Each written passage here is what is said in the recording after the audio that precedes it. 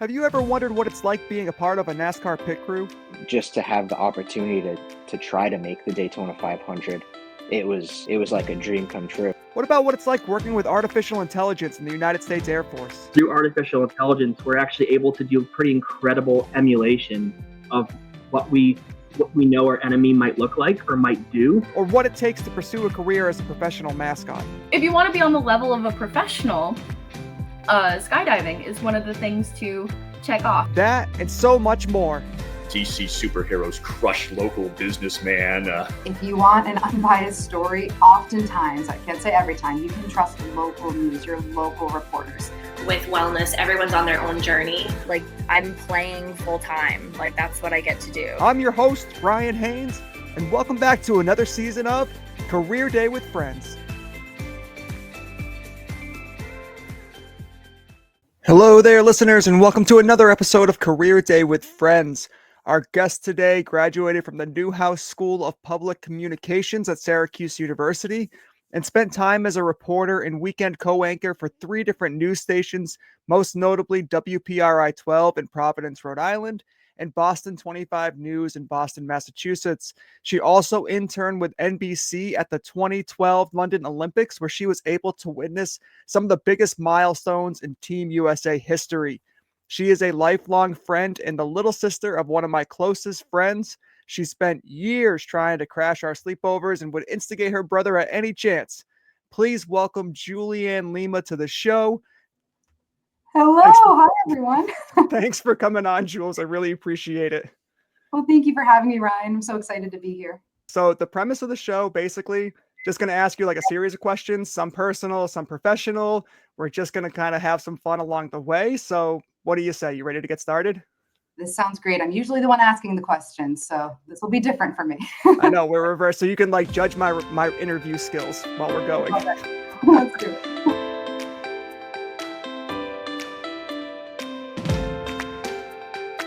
You've witnessed some incredible sports events, from a men's national basketball championship at Syracuse University to historical gold medal moments at the London Games.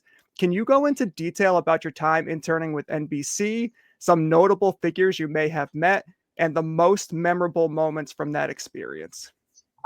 That's a great way to start off, Ryan. Interning at the Olympics was one of the best experiences of my life, and I think it will remain so for the rest of my life. It was just a once-in-a-lifetime opportunity to be involved with something that the entire world is so tuned into, and it was really special, especially as a former gymnast. I was a competitive gymnast for my entire childhood, so to get to be there when Team USA won gold and to see some icons like Gabby Douglas, Allie Raisman, another Massachusetts native, Michaela Marone, the whole team. It was just incredible.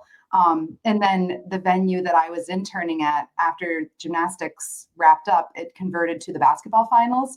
So getting to be there for Team USA, winning gold, LeBron James and I made eye contact many times when he was on the court, which was really funny. It was just a great experience, incredible. One of the jobs of an intern was to help escort the talent at the venue. So visitors, the on-air talent, the broadcasters. And there was one day when Ryan Seacrest was going to be there. So I had to go get him from his limo, his drop-off, and then bring him into the venue, show him around. And I'll never forget when he introduced himself. He's like, "Hi, my name is Ryan." I'm like, "Oh, did you say Brian, was it? Oh, Ryan, okay." Like, of course I know who you are. You don't need to introduce yourself. Yeah, right. But he was very friendly and very nice. And then, there were a couple other figures like Shaun White wanted to sit in on gymnastics. And I'll never forget, there were special seats for the visitors to sit in close to the broadcasters who were commentating the events. And there were certain windows that each person had to adhere to for the visitors. So his time had come to an end, but he didn't want to leave. And he was being a bit of a diva about it. So he actually sat on the stairs leading into the little box where everyone was sitting and sat there for like 2 hours, and people were trying to scoot around him. And I have a picture of him just sitting there almost like a defiant little kid, like, I'm not moving. So that was funny.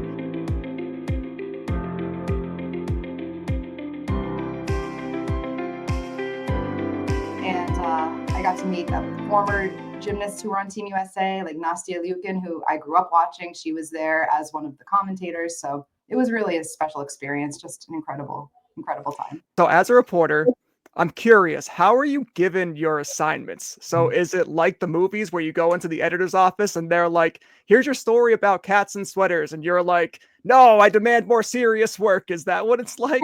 It really depends on the newsroom. So when I was starting out as a journalist, I was in a small town upstate New York, Binghamton, New York, and in those small towns, there's not a lot of hard breaking news going on. So it was a lot of kind of you have to generate content. So I would go on community pages and you try to find story ideas. So you would pitch your own ideas.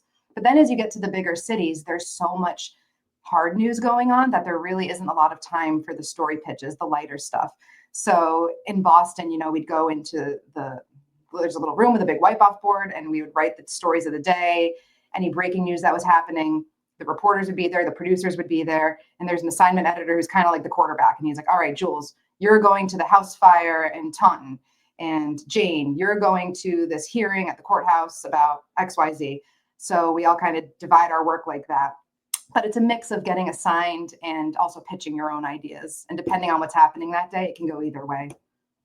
So if it's a quiet day and like, the kind of the major local news front, then you kind of have to go out and search for your own stories. That's what you're saying?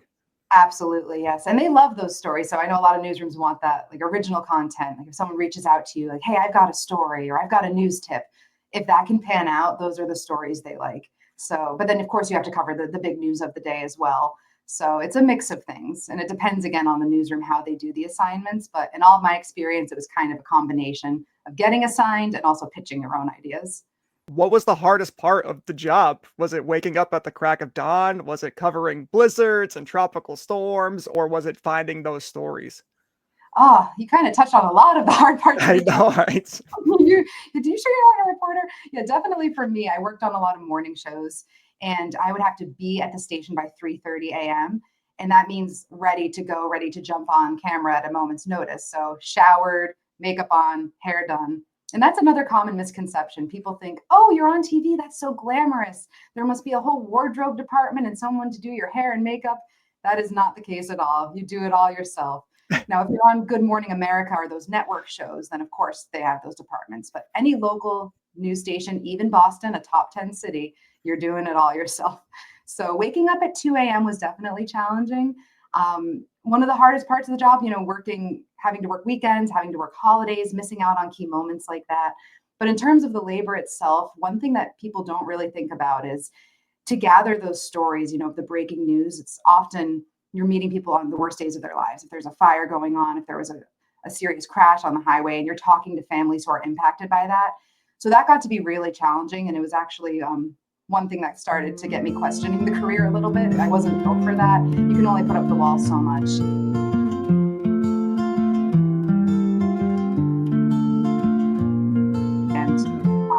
But trying to be, remember that you're a human and connect with people. And some people do find it therapeutic to share their story on camera and to get to kind of tell what's going on. You can also use it as a way to promote a GoFundMe page or any resources for the family who's going through that event. But that was one of the hardest parts of the job for me too.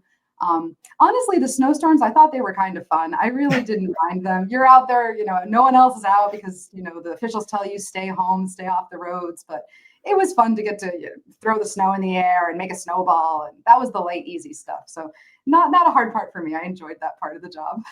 You hit on one of the questions I had for later in the show, which is, do you do your own hair and makeup? Because my wife was like, ask Jules about the hair and makeup, because she's like, if I had to wake up at 2:30 in the morning, I would look terrible for the morning news. Oh, that was one of the hard parts. So honestly, you would hope for a day when it was raining because you could just wear the baseball cap with the station logo on it. You wouldn't have to do your hair that day. It's so funny what you think about. But my mantra was, this isn't a fashion show. This is the news. So you don't want to be distracting with your look. Just look professional and deliver the story.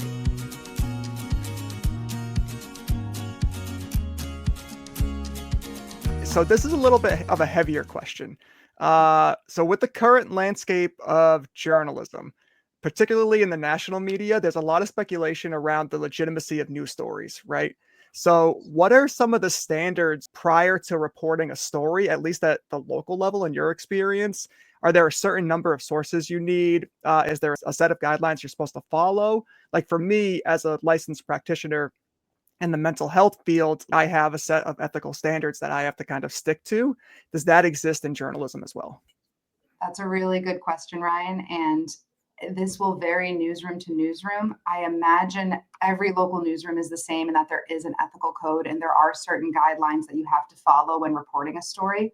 One thing I tell people is if you want an unbiased story, oftentimes, I can't say every time, you can trust local news, your local reporters. There is no denying all of the networks sway one way or the other. You can't deny that. And they probably wouldn't either if pressed. They say they're unbiased, but we all know which way they all lean. But that's one thing I loved about local news is that we could report the story objectively and with an unbiased lens. And I know when it came to local things, my newsrooms always had, 2 sources minimum for depending on the type of story, the content in it. And even for lighter stories, you don't want just one voice telling it. You always want to get the opposing view. And even if the other side doesn't have anything to say, being able to say, we reached out to the other side, there was no comment. They have not gotten back to us. Just having to check that box. It's so important. So honestly, people used to ask me, do you have dreams of working for one of the networks? And I said, absolutely not. And one of the main reasons was because I feel like the reporting is not objective a lot of times. And it's not part of my journalistic values to have to be biased one way or the other. To me, it seems very clear that regardless of what network is reporting, there's always an element of truth to the story, but then there's not enough context given or the other side's perspective isn't given, like you're saying. And then it convolutes that story a bit. And I think that nowadays we all just kind of get buried in a lot of those stories where it's like, what's the whole story? I need to know every detail and I'm not getting every detail. But you're right, at the local news level, you do get it. There's a different vibe. There's more of a legitimacy to it, it seems, or objectivity. Yeah. And I think, again, not every local newsroom is perfect, but, and I even recall back in the 2016 election getting one assignment about one of the candidates. And I'm like, okay, well, there was also this scandal with another candidate. I think we should present both of them. So there is a lot of power in that too. And if I was the kind of person like, okay, I'll just talk about this one scandal here, then I just always tried to approach every story as, completely objectively as I could. And I think most local news reporters are like that. Yeah, if only those are the people who are reporting on the national scene, I think that would be better for us.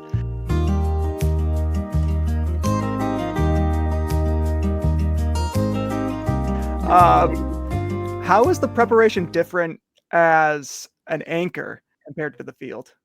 So in the field, you're writing your whole story. Every word coming out of your mouth, you write, and a producer will read it and, make sure it's accurate and flows nicely, but you have the pen for your story.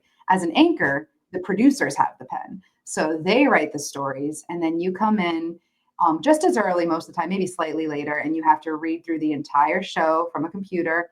You can change the voice if you want to tweak things here and there, but you're not really doing as much writing when you're anchoring. You're still fact checking things and, making sure it flows nicely, but it's someone else's words that you're reading. So in my experience, I did a lot of anchoring in Providence every weekend, and it would be the same 1-hour show on a loop for like 3 or 4 hours. And I found it could get kind of boring. I'm not going to lie to you. So if I had to choose, I used to say this, if I could only anchor or only report forever, I would choose reporting because it was just so much more exciting to be out of the studio, meeting new people, you're up on your feet.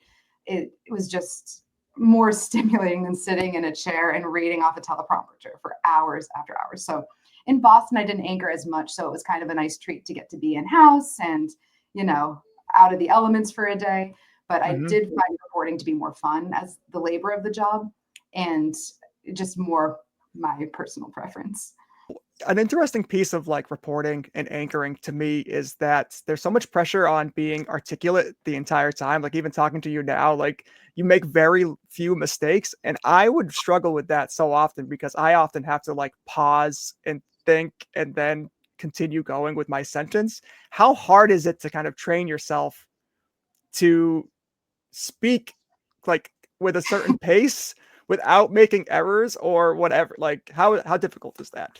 People often think when you see a reporter out on scene and they're talking, wow, how do they memorize all of that? That's incredible. No, when you see their face on camera, that part, obviously they're not reading off a teleprompter in the field. So that part's memorized or they know what they're going to say. but then the video comes across the whole screen. And as soon as that video is on the screen, I promise you that reporter is reading from a notebook or reading from a cell phone, and they've got notes and they don't have to remember what they're saying because it's all written down. And then maybe a person pops up and gives a soundbite, an interviewee, they get ready on camera, the reporter, the camera comes back on, and there's a little more that you have to memorize. So the key is to don't put too much on yourself. Don't put numbers in your intro or your outro. That's what it's called when you're on camera. Keep it simple, keep it conversational. And then when you need to get into the nitty gritty of the story, make sure you can pan the camera away to what's happening or have video come up so you can have a chance to read your notes and go through it. So it's really not that hard. And I know you would be good at it, especially from seeing this podcast.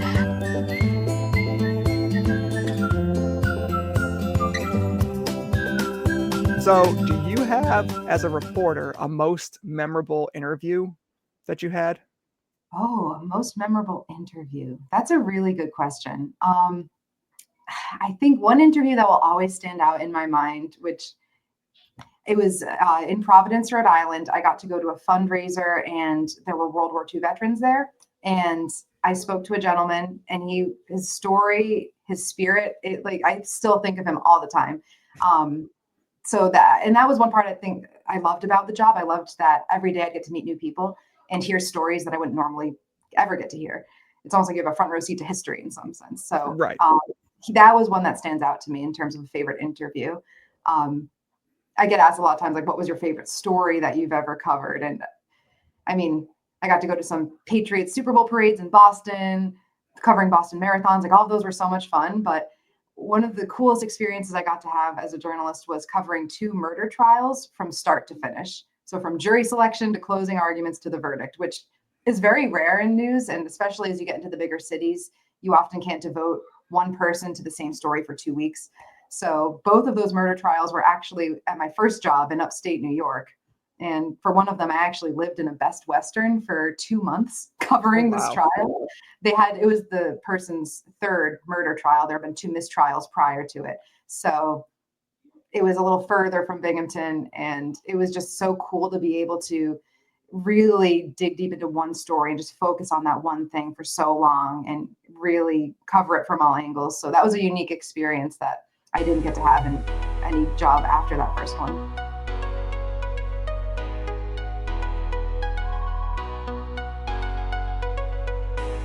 Yeah, that's more along the lines of investigative journalism. Totally. And, I was sitting alongside, the 60 Minutes reporters, 48 Hours, Dateline, they were all there too, these networks covering this story because it was high profile at that point. It was an enticing story with a lot of twists and turns. So that was a really cool experience to get to do as a budding journalist too, my first job out of college. So really that has stuck with me too. Can you describe the scene at Syracuse when the men's team won the title? Oh my gosh. I mean, Syracuse is crazy and rowdy on a regular, like a Tuesday, it would be like that. So when any team would do well, it was just like another level. I mean, you just picture people jumping on cars and just the streets just flooded and orange everywhere. Yeah, that was one of the reasons why I wanted to go to Syracuse, just because the energy, the spirit, big sports school. So I remember even to go to some of those games towards the end, there'd be camping out in the Dome, former Carrier Dome, new name now, but you'd have to, for a few days leading up to it, bring your sleeping bag, bring your blankets, and camp out in order to get tickets. So it was definitely crazy chaos, but so much fun.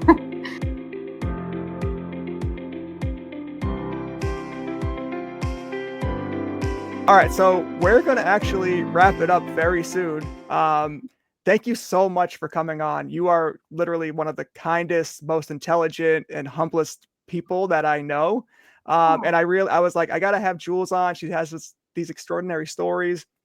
I felt the same way about Chris. I'm like, I had certain people that I'm like, I got to get them on. So I really, really do appreciate you coming on and doing this. Well, I was flattered and honored to be asked. So thank you for having me. So I got 3 more questions, a little bit more personal. Favorite childhood band? Oh, favorite childhood band, Backstreet Boys. Okay. Favorite childhood movie?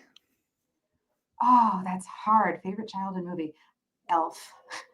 Okay, great. That's a classic. And last one, most embarrassing parenting moment. Oh, most embarrassing parenting moment. There's so many. There's so Yes. many. I would have to say two winters ago, we had to run to CVS. Dan had an appointment with Minute Clinic, my husband, and we brought our son who was not a year old yet. And I forgot the diaper bag, but I'm like, we're going to be gone for 20 minutes. We don't need the diaper bag. Famous last words. So we go inside. Dan's in his appointment. Benjamin and I are sitting in the waiting area. And all of a sudden I start to smell something and I look down and he is covered. Yeah. So we're in CVS, luckily. I grab some diapers, grab some wipes, go in the bathroom. There's no changing table. So there I am on the floor in the middle of a busy store on a weekend, changing my filth-covered baby. And people are walking by and staring at me, giving me these dirty looks. But I'm like, there's no changing table in the bathroom. Like I didn't know what to do. So he didn't have a change of clothes. I had a sweater on over a t-shirt. I take off my sweater and jerry rig, wrap him in something. And Dan comes out of his appointment. He's like, what the hell happened? In 10 minutes I was gone. I'm like, let's just go home. So that was pretty embarrassing. Never forgot the diaper bag after that though. So he lived. No, to be honest, I found myself in the exact same situation where I was like wrapping her up. I think Paisley was like 2 at the time, and she was like, "Dada, I don't have any clothes on," and I'm like, "I know, we're gonna be home in a second. Like, don't worry about it. Like, we'll get some clothes for you." This is normal. Oh my gosh, this wasn't for me. It wasn't embarrassing because we weren't in public, but the most memorable parenting moment I had that was chaotic was Paisley was probably 6 weeks old, maybe even a little younger than that. And I was changing her at like 2 in the morning in that super groggy state. Yep. And all of a sudden she starts like just peeing. And I was like, oh shoot. So I'm trying to cover that up, right? I got the diaper underneath her. I'm just trying to catch it with the clean diaper. And then kind of once I had that handle, she started throwing up and spitting up, and I was like, "Oh no!" So I was like managing that, and I get the diaper out, and then when I get the new diaper that is now dirty out, she then projectile diarrheas across the room, hits the door, splatters into the hallway like this. It's 2:00 in the morning. I was like, "Oh my god, this is a nightmare." Literally, the moments from the movies aren't even made up. They are real life experiences. Like, it's crazy. For real. Ashley was like, what is going on in there? She just heard me screaming, and I was like, I don't know. It's chaos. We need reinforcements. Get up here. Yeah, exactly. Oh my God. Yeah, we've had moments like that too. All the ends. Can't plug them up. Being a parent, it's a wild ride. But Jules, thank you for coming on. That's all I got for you today. And I'll reach out if I have some follow-up questions. I'm sure I will from a number of people. Well, thank you so much, Ryan. It was so much fun being here. Good Wednesday morning. I'm Kelly Sullivan. And I'm Julianne Lima. We're looking forward to some great outdoor weather this week. We have some light snow falling. It's been snowing steadily, but the flakes are tiny, and the snow itself is super light and fluffy, not the kind you're going to make snowballs with. And if police say the suspect drove his truck up onto the lawn here at the police department, and now that the sun is up, you can actually just make out those tire marks in the grass. People are frustrated. They're exhausted. We spoke to passengers on several different Delta flights. They tell us they were stuck on their planes for hours. The Boston 25 Morning News family has grown by 1. This is baby Benjamin. Look how cute. And the brand new son of our reporter, Julianne, and her husband, Dan. Reporting live in Worcester, I'm Julianne Lima for your local station, Boston 25 News.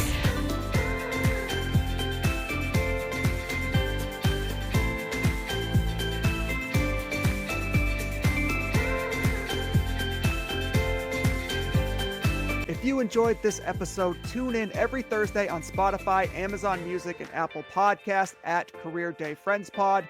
Video recordings are available on our YouTube channel. And while you're at it, like and follow our socials on Instagram and Facebook at, you guessed it, Career Day Friends Pod. If you're interested in sharing cool stories from your own career and want to come on the show, please reach out to us via email at careerdayfriendspod@gmail.com. Share these great stories with your friends and family. These people really deserve it. And thank you so much for listening.